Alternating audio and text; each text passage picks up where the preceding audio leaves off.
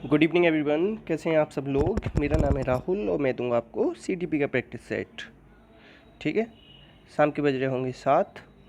आप लोगों के लिए एक इन्फॉर्मेशन है, ठीक है, वो दे देता हूँ। अनअकैडमी जानते हो, उस पर ना कल एक क्विज़ होगा। क्या होगा? क्विज़ 60 क्वेश्चन का। अगर आपकी रैंक आती है ना तो उसमें 5,000 रुपये का इनाम है। और कुछ लोगों को 2,500 मिलेंगे, कुछ को 1,500, कुछ को 500। तो टॉप 50 लोगों को इनाम दिए जाएंगे। तो आप लोग पेपर दे के देख लेना, वो अनअकैडमी पे होगा कल। किस में होगा? DSSB सेक्शन में होगा, तो चेक करना। बाकी कोई समस्या आए तो कमेंट बॉक्स में पूछ लेना। ये पैसे ना फ्री फोकट के जीत सकते हो, और फ्री का क्विज होगा, इसमें कोई पैसे नहीं लग रहे। तो आप लोग तैयारी कर रहे हो ना, तो चेक करना अपनी तैयारी को। पहला क्वेश्चन स्टार्ट करेंगे। अच्छी लगी हो ना इन्फॉर्मेशन तो शेयर करना वीडियो। इसमें से कौन सा व्यक्तित्व के मापन की प्रक्षेपी तकनीक है? प्रक्षेपी तकनीक क्या होती है? प्रासंगिक अंतर्बोध परीक्षण। इसे क्या कहते हैं? TAT। ठीक है, याद रखना। TAT किसने दिया था? मॉर्गन एंड मूरे ने दिया था। कब आया था? 1935 में आया था। कितने कार्ड थे? 30+1। 30 दे रखा हो तो 30 लगा के आना, 30+1 हो तो 30+1 लगा के आना। ठीक है। और अपने यहाँ किसने इसका किया था इंडिया में? उमा चौधरी ने इसी को किया था डेवलप इंडियन लेवल पे। ठीक है, नेक्स्ट। जो ये भाटिया था ना, कौन? भाटिया बैटरी परीक्षण, ये किसका था? बुद्धि का था। किससे रिलेटेड था? बुद्धि से। ये क्वेश्चन डायरेक्ट पूछा जाता है कि भाटिया बैटरी परीक्षण किससे रिलेटेड था? बुद्धि से। इसके 5 उप परीक्षण थे, याद रखना। ठीक है, और ये किस में किया जाता है? सामूहिक किया जाता है। ठीक है, ये याद रख लेना, सामूहिक है। कैसा है? सामूहिक। ठीक है, अब ये अशाब्दिक है या शाब्दिक है, ये आप बताओगे। ठीक है, आप बताओगे कि ये शाब्दिक है या अशाब्दिक है। ठीक है, इस क्वेश्चन को याद रख लेना। ठीक है, नेक्स्ट। अब देखो, निःशुल्क और अनिवार्य बाल शिक्षा के अनुसार RPWD जानते हो?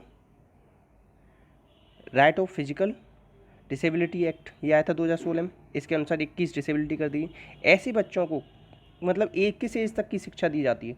तो देखो, वैसे डायरेक्ट होता तो अगर सामान्य बच्चों को तो 6 से 14, मगर इसमें दिव्यांग दे रखा है, तो दिव्यांग को आंसर आएगा 6 से 18। आंसर आएगा बी, याद रखना। ठीक है, अगर सामान्य बच्चा होता ना, सामान्य, तो उसे 6 से 14 तक देते हैं। ठीक है, नेक्स्ट। अब देखो, राष्ट्रीय उपलब्धि परीक्षण सर्वेक्षण, उपलब्धि सर्वेक्षण हुआ था 2017 में। तो किन कक्षाओं में किया गया था बताओ? तो ये किया था तीसरी, 5वीं और 8वीं में। तीसरी, 5वीं, 8वीं, 3 और 5, 8 ऐसे याद किया मैंने तो। नेक्स्ट। ठीक है, नेक्स्ट है मुंह में राम और बगल में छुरी, कहते नहीं? तो किस युक्ति का प्रयोग हो रहा है? तो ये हो रहा है विस्थापन। तो हो नहीं रहा। विस्थापन में क्या होता है? बॉस से डांट खाई पापा ने और घर पे आके मम्मी को सुना दिया। ठीक है, प्रक्षेपण क्या होता है? कि अगर टीचर ने नकल करते पकड़ लिया तो हम कह रहे हैं कि आप मेरे पड़ोसी से तो कह नहीं रहे, उसके पास भी तो पर्ची है। ठीक है, आक्रामकता होगा नहीं, इसमें होगा प्रतिक्रिया निर्माण। ठीक है, क्या होगा? प्रतिक्रिया निर्माण। नेक्स्ट। अच्छा देखो, ये एक बीच में क्वेश्चन आ गया, बता दे रहा हूँ। एक वस्तु को 18% के लाभ पर बेचा गया। चलो मैं बाद में बताऊँगा, बीच में CDP के बीच में भसड़ हो जाएगी। सूक्ष्म शिक्षण कैसा होता है? सूक्ष्म शिक्षण बताओ कैसा होता है? वास्तविक शिक्षण होता है। कैसा होता है? वास्तविक होता है। ठीक है, सूक्ष्म शिक्षण को क्या कहते हैं और बताओ? जो छोटे लेवल पर कराते हैं ना हम लोग, कौन सी? माइक्रो टीचिंग, वो होता है। कितने मिनट की होती है? 36। ठीक है, याद रखना है। ठीक है, अपने यहाँ किसने करी थी? तिवारी ने करी थी। ठीक है, वैसे इसमें किसका नाम आता है बहुत ज़्यादा? एलन का नाम आता है। ठीक है, एलन ने कितने मिनट की बताई थी? 45 मिनट की बताई थी। ठीक है, याद रखना इतना। नेक्स्ट। नेक्स्ट, इसमें से कौन सा पुनर्वलन का घटक नहीं है? कौन सा नहीं है बताओ? ये देखो, विद्यार्थी उत्तरों का प्रयोग देखो ऐसा होता है, जैसे अगर बच्चे ने, हमने कोई क्वेश्चन पूछा तो उसने उत्तर दे दिया, तो हम उसके उत्तर का प्रयोग करते हैं, अरे इसने बहुत अच्छा दिया।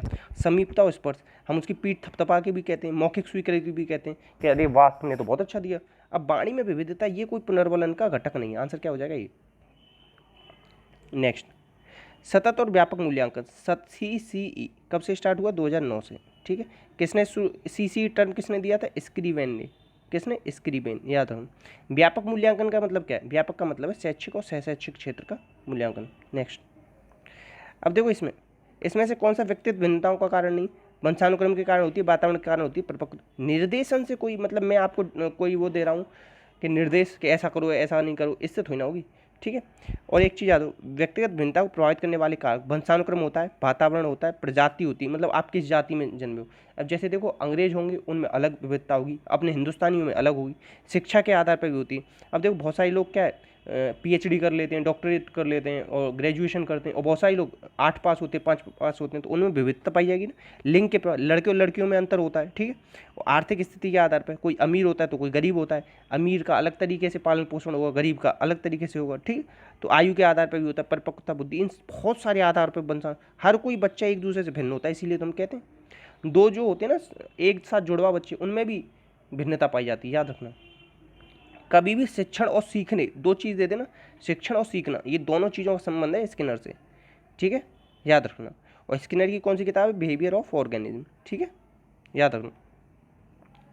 और इन्होंने प्रेरणा को सीखने का राजमार्ग बताया। क्या बताया? सीखने का सर्वोत्तम राजमार्ग क्या है? प्रेरणा। पावलोव ने क्या दिया था? 1904 में नोबेल मिला था पावलोव को, कुत्ते पर प्रयोग किया था, और पैरोटिड ग्लैंड का यूज किया था कुत्ते की, हॉफमैन मशीन थी इनकी, ठीक है। और शिक्षा में इनके जो ये है सिद्धांत, इसका प्रयोग किसने किया था बताओ? लिएंडर एंडरसन, ठीक है, इसने शिक्षा में इनके सिद्धांत का प्रयोग किया था, याद रखना। उद्दीपक सामान्यीकरण हो जाता है इनके सिद्धांत में। और सीखना ना, इनके सिद्धांत में जो सीखना होता है वो अच्छा नहीं होता, मतलब लाइफ टाइम नहीं चल सकता, भूल जाएगा बच्चा, ठीक है। नेक्स्ट, मनोविज्ञान की निम्न शाखाओं में से अनुपयुक्त होती है अप्लाइड या व्यवहारिक कह सकते हो, ये होती है शिक्षा मनोविज्ञान। और एक चीज़ याद रखना, शिक्षा मनोविज्ञान ना शुद्ध मनोविज्ञान नहीं होता, ये याद रखना, शुद्ध नहीं होता, ये व्यवहारिक होता है। कैसा होता है? व्यवहारिक। व्यवहारिक नहीं लिखा जाता है, व्यावहारिक लिखा जाता है, ये भी लिखना सीख लो। जब भी किसी में एक प्रत्यय लग जाए ना तो आ का बड़े आ में बदल जाता है, ठीक है, ये याद रखना थोड़ा सा। नेक्स्ट, अच्छा, टॉरेंस किससे रिलेटेड? टॉरेंस डायरेक्ट पूछता है किससे रिलेटेड है, तो इस सृजनात्मकता से रिलेटेड है।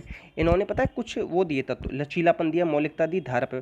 तार्किकता की बात नहीं की, तार्किकता की बात करते हैं मैथमेटिक्स में। मैथमेटिक्स का मूल काम क्या है? मैथमेटाइजेशन करना बच्चे का, ठीक है। नेक्स्ट, अब इसमें से कौन सा? स्प्रेंगर की किताब है टाइप्स ऑफ मैन, इसने कौन सा वर्गीकरण नहीं किया है? अब देखो, सैद्धांतिक, कलात्मक, सामाजिक, ये क्या है? अब देखो, सुडौल का है, स्थूल का है, क्षीण का है, और कौन सा? फिर एक मिश्रित, ये सब किसका है? ये सब तो क्रैचमर का है। किसका है? क्रैचमर। इन्होंने, क्रैचमर ने कौन सी किताब लिखी थी? Physique and character. देखो, ग्रंथि के आधार पर पूछता है, याद रखना, ग्रंथि के आधार पर किसने व्यक्तित्व का वर्गीकरण किया था? तो ये कैनन ने किया था। डायरेक्ट क्वेश्चन पूछेगा, ये डायरेक्ट क्वेश्चन पूछेगा, सबसे पहले व्यक्तित्व का वर्गीकरण किसने किया था? हिप्पोक्रेटस ने किया था। इनकी किताब कौन सी थी? नेचर ऑफ मैन थी।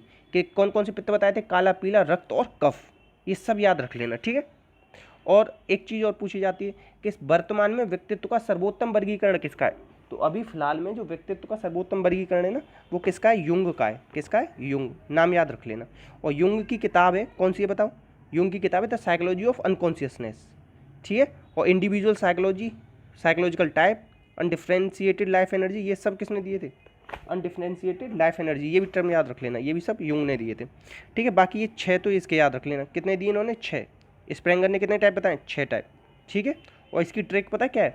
इसकी ट्रिक है आशा राधा से सुंदर है, बस थोड़ी सी देखो, आ से आर्थिक, शा से क्या हुआ? सैद्धांतिक, और राधा रा और ये धा से सुंदर है, ठीक है। बल्कि इसमें ये इस तरीके से ट्रिक बना, राधा और आशा, दो नाम याद रखना, से सुंदर है। नेक्स्ट, अच्छे समायोजन की विशेषता क्या होती है?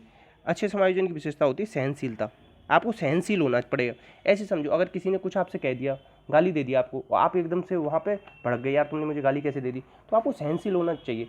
अब जरूर आप पता है सबसे अच्छा इंसान कौन है? सबसे अच्छा इंसान वो है जो दूसरों के हिसाब से ना चले। कोई किसी ने तारीफ कर दी तो ये नहीं खुश हो जाओ, किसी ने आपको कुछ कह दिया आप रोने लग गए, आप अपने हिसाब से चलो। आप खुश तब होगे जब आप चाहोगे, आप दुखी तब होगे जब आप चाहोगे। कोई सामने वाले के कहने से कोई फर्क ना पड़े आपको, ठीक है। वो सबसे बेस्ट समायोजन होता है, ठीक है। सहनशीलता होना बहुत जरूरी है। नेक्स्ट, देखो, प्रासंगिक अंतर्बोध परीक्षण, ये क्या है? मॉर्गन और मुरे, ये वही है जो ऊपर में बता रहा था, जो उमा चौधरी ने इंडिया में किया था। इसमें 30 कार्ड, एक खाली, ठीक है। और 30 कार्ड पे कैसे होते हैं? 10 पे महिला, 10 पे पुरुष और 10 पे दोनों के चित्र होते हैं, ठीक है। ये पूछे जाते हैं, ये वाला लाइन पूछी गई कई बार। एक खाली होता है, 10 पे महिला, 10 पे पुरुष, 10 पे दोनों। 30 कार्ड होते हैं, एक खाली होता है अलग से, ये भी पूछा गया। कब आया था? 1935, बहुत पूछा गया। संशोधन 38 में, 35 और 3 ऐसे कर देना, ठीक है। ये पूछा गया संशोधन कब हुआ था, डायरेक्ट पूछा गया। किसने दिया? मॉर्गन मोरे, सीधे क्वेश्चन आता है। नेक्स्ट, देखो ब्रिजेश, एक क्वेश्चन बहुत आता है ब्रिजेश, पहले तो याद रखो किससे रिलेटेड है? संवेगों से रिलेटेड है। किससे? संवेग, ठीक है, याद रखना। ब्रिजेश किससे रिलेटेड है? संवेग से। डायरेक्ट क्वेश्चन आएगा किससे रिलेटेड, संवेग। अब एक चीज़ और याद रखना, ब्रिजेश के अनुसार जन्म के समय कोई संवेग नहीं होता और बच्चे में क्या होती है, फिर 4 ऑप्शन दे देगा और आखिरी में आंसर क्या होगा, उत्तेजना। 2 वर्ष के बच्चे में सारे संवेगों का विकास हो जाता है, ये किसने कहा है, ये कहा है ब्रिजेश ने। ये क्वेश्चन बहुत आता है कि 2 वर्ष के बच्चे में सारे संवेगों का विकास हो जाता है, शुरुआत में बच्चे में कोई भी संवेग नहीं होता, केवल उत्तेजना होती है, ये किसने कहा है, ये याद रखना, ठीक है। नेक्स्ट, द्विकारक सिद्धांत, त्रिकारक सिद्धांत, ये सब किसके दिए हुए हैं, ये सब दिए हैं स्पीयरमैन ने, ठीक है। स्पीयरमैन ने देखो एस क्या होता है अर्जित, जी क्या होता है जन्मजात, सबसे अच्छा कारक किसको माना है, जन्मजात वाले को, ठीक है, याद रखना। देखो ऐसे होता है, जी होता है उसके आसपास एस एस एस इस तरीके से होता है, ठीक है। और द्विकारक त्रिकारक दोनों इसके ही, ठीक है। और गिलफोर्ड की क्या है, 3D मॉडल है, ठीक है, जिसमें इन्होंने क्या दिया, संक्रिया विषय वस्तु उत्पाद, ठीक है। और इन्होंने अपसारी और अभिसारी चिंतन की बात की। टर्मन ने क्या किया 1916 में, ma/ca/100 फाइनल फार्मूला दिया है, ठीक है। और विनय साइमन बुद्धि परीक्षण, इन्होंने पहले बुद्धि का परीक्षण किया था 1905 में, और विनय को क्या कहते हैं, निरंकुशवादी सिद्धांत, ठीक है, याद रखना। और 1905 में ना 30 प्रश्न थे इसमें, 1908 में संशोधन करके मानसिक आयु लाई, फिर 60 प्रश्न ले आई, ठीक है, याद रखना ये सब। नेक्स्ट, एक अधिगम विकलांगता, लिखने में दिक्कत हो रही, लिखने में डिस्ग्राफिया, पढ़ने में हो तो डिसलेक्सिया, ठीक है, और गणित में हो तो डिस्कैलकुलिया, ये सब याद रख लेना। डिस्टोनिया होता है एक ही जगह बैठे रहना, ठीक है। और डिस्फेजिया होता है बोलने में दिक्कत, डिस्थीमिया होता है तनाव से रिलेटेड दिक्कत, ठीक है, इतना याद रख लेना। अच्छा, ये बहुत पूछा जाता है ADHD, ADHD की फुल फॉर्म तो भैया हद से ज़्यादा पूछी जाती है, attention deficit hyper active disorder, एक साथ बच्चे को काम देते हैं इसमें, ठीक है, याद रखना। योगात्मक मूल्यांकन, इसे कहते हैं समेटिव असेसमेंट, ठीक है, ये कहाँ किया था, एंड में। तो देखो अंतिम, ये लिख रहा है ना अंतिम, 1 सेकंड में लगा दूंगा आंसर, अंतिम जान दिखेगा। अब देखो एक होता है अधिगम के लिए मूल्यांकन, कौन सा होता है, अधिगम के लिए मूल्यांकन, तो सॉरी सीखने के लिए मूल्यांकन, अधिगम नहीं आया, सीखने के लिए मूल्यांकन। सीखने के लिए आ जाए तो ये तो है फॉर्मेटिव, और सीखने का आकलन आ जाए, क्या आ जाए, सीखने का आकलन, ये होता है समेटिव। तो ये भी पूछता है समेटिव असेसमेंट क्या होता है, असेसमेंट ऑफ लर्निंग या सीखने का आकलन, इसमें फीडबैक नहीं देते, ये चीज़ याद रख लेना। और 60% होता है समेटिव, 40% होता है फॉर्मेटिव, ठीक है। और ये 3 बार में होता है, 20-20-20 करके, और 10-10-10 करके 4 बार में होता है, ठीक है। और ये कहता है कि अनुसार जो यूनिट टेस्ट होते हैं, यूनिट टेस्ट भी किस में आते हैं, 40% फॉर्मेटिव वाले में आते हैं, ये सब याद रख लेना। नेक्स्ट, अब देखो हॉबर्ट गार्डनर का कहना है कि बुद्धि कई प्रकार की होती है, मैंने बताया था ना, सबसे पहले 7 प्रकार की थी, फिर 8 हुई, फिर 9 हुई, मगर ये पूछता है तीनों तरीके से क्वेश्चन होता है। सबसे पहले कितने प्रकार की बुद्धि बताई हॉबर्ट गार्डनर ने, 7, अभी अंतिम में कितनी बताई, 9। अभी डायरेक्ट पूछ रहे हॉबर्ट गार्डनर कितने प्रकार की बुद्धि है, तो 8 लगा के आओगे NCERT के अकॉर्डिंग। क्यों, क्योंकि 1998 में 8वीं प्रकार की बुद्धि दी थी, वो थी नेचुरल, मतलब प्रकृतिवादी, इसलिए आंसर है इसका ये। और इन्होंने किताब लिखी है फ्रेम्स ऑफ माइंड, और बुद्धि के कौन से प्रकार बताया, कौन सा सिद्धांत दिया है, बहुबुद्धि सिद्धांत या बहुकारक, इन्होंने दिया है बहुबुद्धि सिद्धांत, ठीक है। बहुकारक सिद्धांत किसका है, वो थॉर्नडाइक का है, ठीक है। बुद्धि का क्रमिक सिद्धांत भी कहते हैं थॉर्नडाइक को। आकस्मिक विकास का सिद्धांत किसे कहते हैं, स्टर्नली हॉल को, याद रखना है इतना, ठीक है। नेक्स्ट, हमारे देश में एक से अधिक भाषा बोलने वाले पता लगता है 2 भाषा में बोलने की क्षमताओं से क्या होता है बच्चे को, ये सारे लाभ होते हैं, संज्ञानात्मक, लचीलापन, विश्लेषणात्मक। पता है 2 भाषा अगर आप जानते हो, जैसे इंग्लिश भी जानते हो हिंदी भी जानते हो, बहुत सारे बच्चे कहते हैं सर इंग्लिश में पढ़ाओ, बहुत सारे कहते हैं हिंदी में पढ़ाओ, जो दोनों भाषाओं में सहज हो जाएगा ना, वो ज़्यादा नंबर लेके आएगा, कम से कम 5 से 10 नंबर का अंतर आ जाएगा, जो दोनों भाषा जानता होगा उसको। नेक्स्ट, एक अध्यापक कक्षा में कुछ गतिविधि कर रहा है, न केवल यह पूछ रहा है कि क्या और क्यों कैसे। अच्छा एक चीज़ समझ, जहाँ पे क्या क्यों आ जाए ना, वहाँ पे आलोचनात्मक सोच होती है। कैसा, आलोचनात्मक चिंतन में करते हैं ना, गुण और दोष की बात, किसकी बात करते हैं, गुण और दोष की बात। तो क्या क्यों वाले जो काम होते हैं ना, ये सब आलोचनात्मक में होते हैं। नेक्स्ट, देखो बाह्य प्रेरणा एक अंत की युक्ति है, रीट में आया वो क्वेश्चन है, हद से ज़्यादा अच्छा, सब ने गलत किया था, 100% का गलत था ये क्वेश्चन का आंसर, और आखिरी में सब लोगों ने माना कि इसका आंसर यही होना चाहिए। तो आंतरिक अभिप्रेरणा ना अपने आप में एक अंत होती है, ऐसा क्वेश्चन था ये जो हर किसी ने गलत किया, मतलब बड़ा ही सोच के बनाया क्वेश्चन, ऐसा क्वेश्चन है ये, याद रखना, अपने अपने अंत होती है आंतरिक प्रेरणा, आ से आंतरिक, आ से अंत, याद रख लेना। नेक्स्ट, इतने ही क्वेश्चन थे, तो प्लीज़ आज का आपका होमवर्क है, पावलोव ने किस पे प्रयोग किया, कब नोबेल मिला, नोबेल प्राइज़ कब मिला, और कौन सी ग्लैंड पे प्रयोग किया, ठीक है, कौन सी मशीन थी, ठीक है।